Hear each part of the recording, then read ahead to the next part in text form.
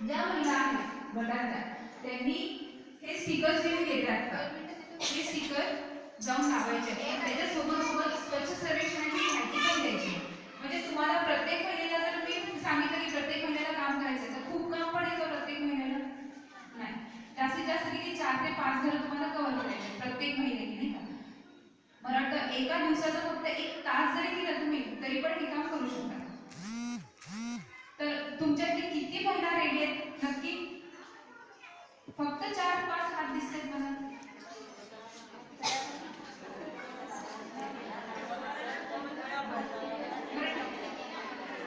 बघा, मी प्रत्येक महिन्याला जबरदस्ती नाही करू शकत कारण मी समजू शकते प्रत्येक महिला काम करायला जाते. काही महिलांचा उदरनिर्वाह म्हणून रोज त्या कामाला जातात आणि घरी जे आणतात त्याच्यातून त्यांना खायला भेटतं.